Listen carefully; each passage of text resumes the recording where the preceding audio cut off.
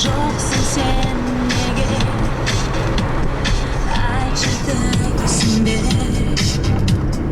әлгі өңбе етсе де батыр көгімнен таным көрінге жаным көрсін бе жаным көрсін бе мен тамаша жер таптым, міне. Ал балығы бар ғой, мынандай. Аулаймыз ба? Сәлеметсіздер ме, көрермендер? Мен бүгін Тобыл өзеніне балық аулауға бара жатырмын. Тобыл өзені Қостанай облысында орналасқан, жалпы ұзындығы 1591 шақырым екен. Ол Қазақстан және Ресей елдерінде орналасқан. Менің баратын жерім Қостанай қаласынан 40 шақырым жердегі Жуковка ауылының қасындағы Тобыл өзені. Ол жерден мен спиннингке шортан аулап көрем. Жуковка ауылы Қостанай облысының Қостанай ауданындағы шағын ғана ауыл екен. Бірақ та ауылдың ішінде құрылыс жұмыстары жүріп жатыр. Мынау ескі үйлер. Мынау құрылыс жүріп жатыр. Шортанды қайдан алуға болады?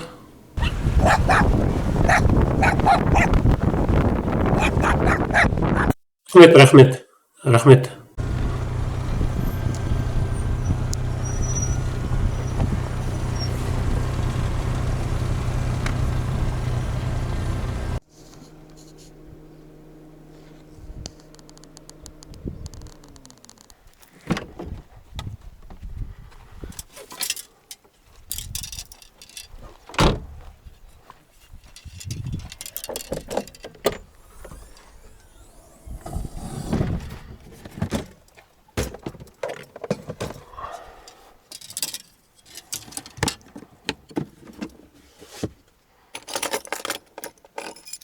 Бірінші қасықты аулаймыз.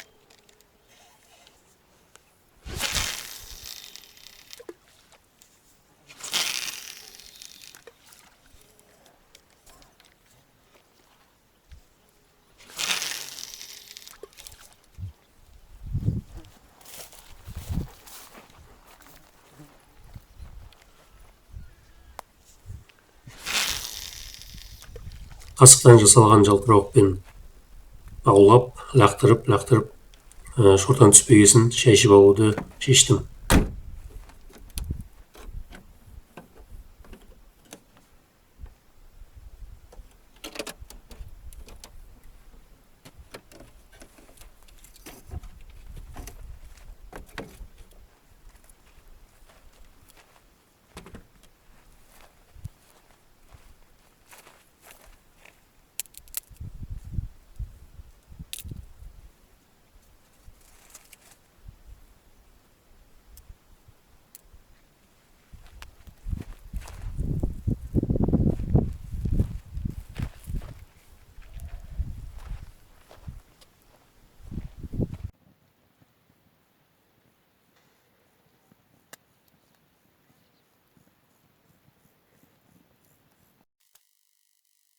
Отқа қайнаған шай өте дәмді болды. Бетіндегі көпіршіктері көрініп, аппақ болып.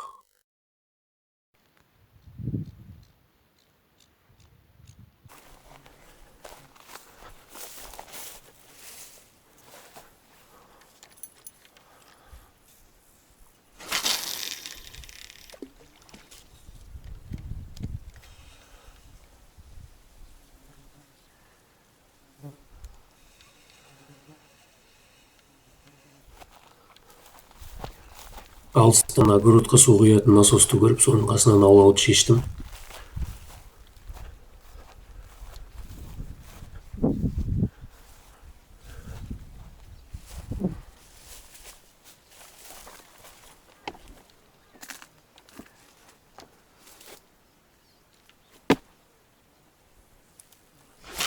Бірақ бұл жерде де ешқандай балық түскен жоқ.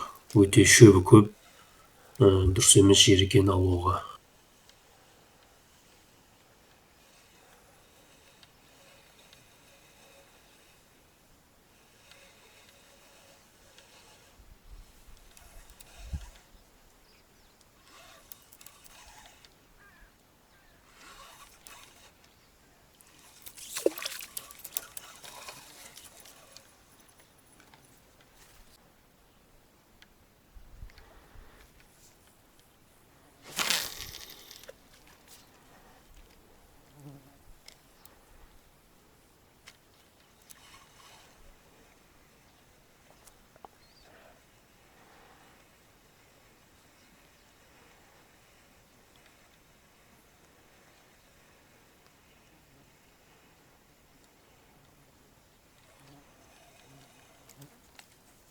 Ақ силиконды балыққа ауладым, оған да түскен жоқ.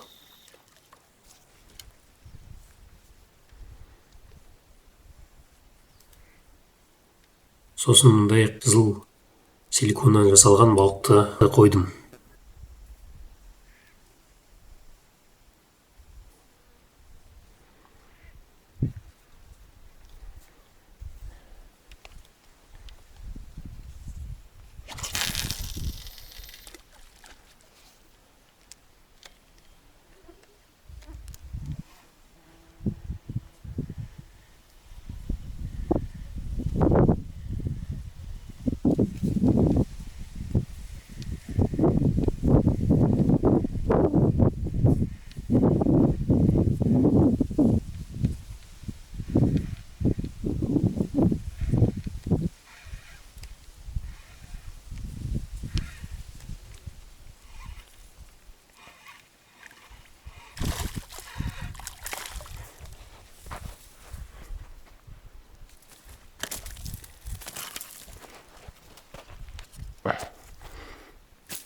Балық өзеннің жиегінен түсті.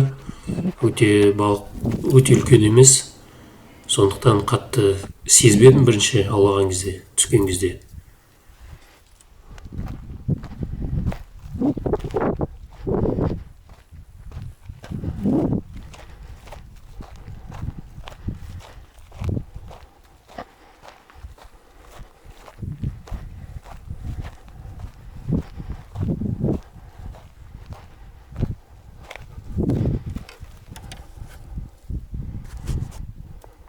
Түс кезінде ұстағандықтан бірден бұл балықты сойып, қуырып жедім.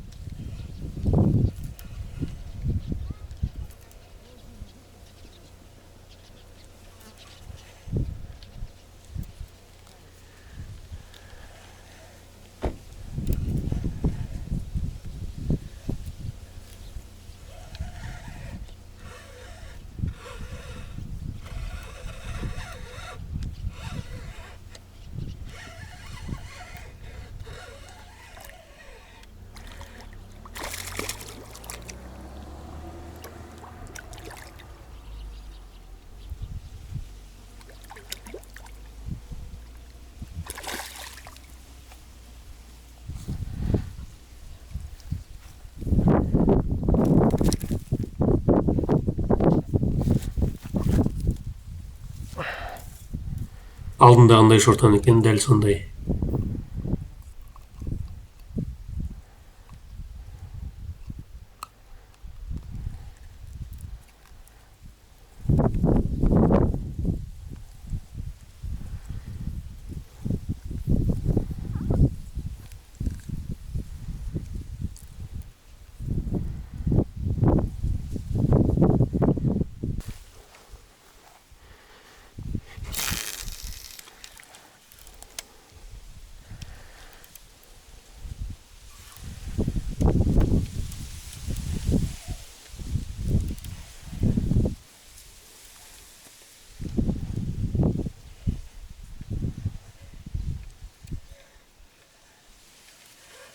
Осымен балығымыз аяқталды.